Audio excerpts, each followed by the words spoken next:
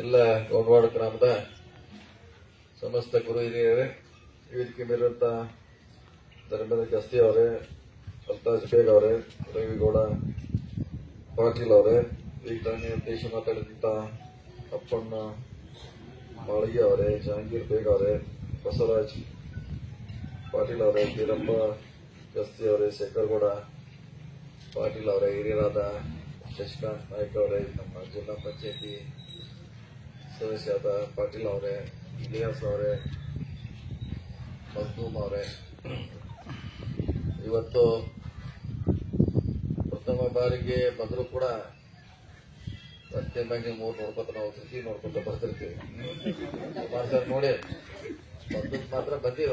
MLC ಆದಾಗ ಒಂದ್ಸಾರಿ ಯಾವಾಗ ಬಂದಿದ್ದೀವಿ, ಎಂಎಲ್ಸಿ ಟೈಮ್ನಲ್ಲಿ ಬಹಳ ವರ್ಷದಿಂದ ನಿಮ್ಮ ಊರಿಗೆ ಬಂದಿದ್ದೀವಿ. ಅವಾಗೆಲ್ಲ ನಮಗೆ ಸಹಕಾರ ಮಾಡಿದ್ರಿ ನೀವೆಲ್ಲ.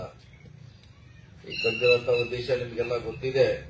ಬರುವಂತ ಹುಕ್ಕೇರಿ ತಾಲೂಕಿನ ಗ್ರಾಮೀಣ ವಿದ್ಯುತ್ ಸಹಕಾರ ಸಂಘದ ಚುನಾವಣೆ ನಿಮಿತ್ತ ಅಪ್ಪನಗೌಡ ಪಾಟೀಲ್ ಅವರ ಕಣ್ಣಲಿಗೆ ನೀವೆಲ್ಲ ಆಶೀರ್ವಾದ ಮಾಡಬೇಕಂತ ಇಲ್ಲಿ ಕೇಳ್ಕೊಳ್ಳಿಕ್ಕೆ ಬಂದಿದ್ದೇವೆ.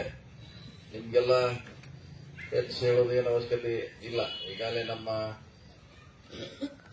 ಅಪ್ಪನವ್ರು ಹೇಳಿದವ್ರೆ, ಗ್ರಹಣ ಹಿಡಿದಿತ್ತು, ಗ್ರಹಣ ಬಿಟ್ಟಿದೆ ಅಂತ. ಅದ್ರ ಮ್ಯಾಗ ಬಹಳಷ್ಟು ಅರ್ಥ ಇದೆ.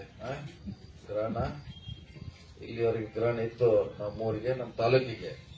ಈಗ ಅದು ಬಿಡುವಂತ ಕಾಲ ಬಂದಿದೆ. ಅದು ಯಾವಾಗಂದ್ರೆ ನೀವೆಲ್ಲ ನಮ್ಮ ಸಹಕಾರ ಮಾಡಬೇಕು.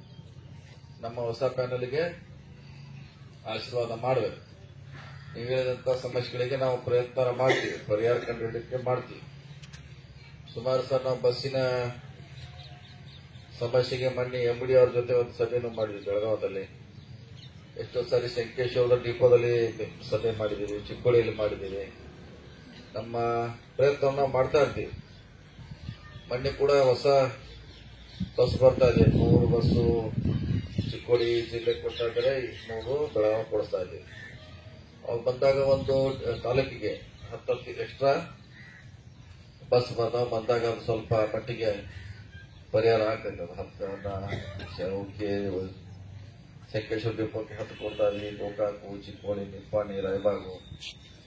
ನಮ್ಮ ಪ್ರಯತ್ನ ನಾವು ಮಾಡ್ತಾ ಇದೀವಿ. ಎಲ್ಲೆಲ್ಲಿ ಸಾಧ್ಯ ಇದೆ ಬಸ್ ನಿಲ್ಲಿಸಲಿಕ್ಕೆ ಪ್ರಯತ್ನ ಮಾಡ್ತೀವಿ. ನೀವು ನಮ್ದು ನಿಮ್ದು ಸಂಪರ್ಕ ಜಾಸ್ತಿ ಬಂದಿಲ್ಲ, ಹೀಗಾಗಿ ನೀವು ನಮ್ಮ ಕಡೆ ಬಹಳ ಕಡಿಮೆ ಬರ್ತೀರಿ. ಹೀಗಾಗಿ ಬಂದಿಲ್ಲ, ಇದೊಂದು ಅವಕಾಶ ಇದೆ. ಈ ಚುನಾವಣೆ ಮೂಲಕ ಹತ್ತಿರ ಬರ್ಲಿಕ್ಕೆ ಒಂದು ಒಳ್ಳೆ ಅವಕಾಶ.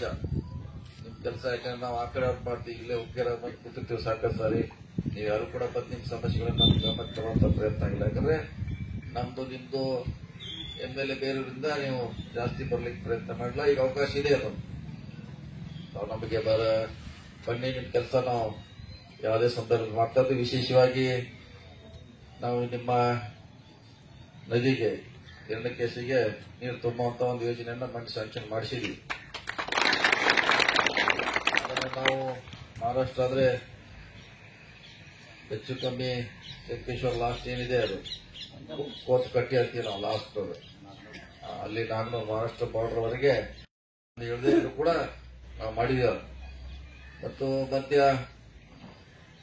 ಆ ರೈತರ ಮೋಟರ್ ಕುಡಿಸಿದ್ರು, ನಾವು ಕೆಲವು ಮೋಟರ್ಗಳನ್ನ ಕುಡಿಸಿ ಅಲ್ಲಿ ನಿಮ್ಗೆಲ್ಲ ಸಹಕಾರ ಮಾಡುವಂತ ಕಳೆದ ಬೇಸಿಗೆಯಲ್ಲಿ ನಾವು ಪ್ರಯತ್ನವನ್ನ ಮಾಡಿದೀವಿ. ಇದೊಂದು ನಿಮಗೆ ನಮಗೆ ಸಂಬಂಧ, ವಿಶ್ವಾಸ, ಪ್ರೀತಿ ಗಳಿಸಲಿಕ್ಕೆ ಒಂದು ಒಳ್ಳೆಯ ಅವಕಾಶ ಈ ಚುನಾವಣೆ. ಈ ಚುನಾವಣೆಯಲ್ಲಿ ನಮಗೆಲ್ಲ ನೀವು ಆಶೀರ್ವಾದ ಮಾಡಿ ನಮ್ಮ ಕೈ ಹಿಡಿದ್ರೆ ಈ ಸಂಬಂಧ ಏನು ಫ್ರೆಂಡ್ಶಿಪ್ ಇದೆ ಇವೆಲ್ಲ ಬಹಳ ಹತ್ತಿರದಲ್ಲಿ ಬರ್ತಾವೆ. ಅದಕ್ಕೆ ನಮಗೆ ಅಪ್ಪನಗೌಡ ಪಾಟೀಲ್ ಅವರ ಪ್ಯಾನಲ್ಗೆ ಆಶೀರ್ವಾದ ಮಾಡಿ ಮುಂದಿನ ದಿನಗಳಲ್ಲಿ ಇದು ಒಂದು ಎಂಕನವಾಡಿ ಭಾಗ ಇಲ್ಲೇ ಪಕ್ಕಕ್ಕಿದ್ರು ಕೂಡ ನಮ್ಮಲ್ಲಿರುವಂತಹ ಸಿಸ್ಟಮ್ ಇಲ್ಲೇ ನೋಡಿ ಪಕ್ಕಕ್ಕಿದೆಯಲ್ಲ, ನಾವು ಅಲ್ಲೆಲ್ಲ ಹೆಂಗ್ ಕೆಲಸ ಮಾಡ್ತೀವಿ. ಇಲ್ಲಿ ಎಷ್ಟು ರೂಪಾಯಿ ಎಲ್ಲ ಸೇರ್ತು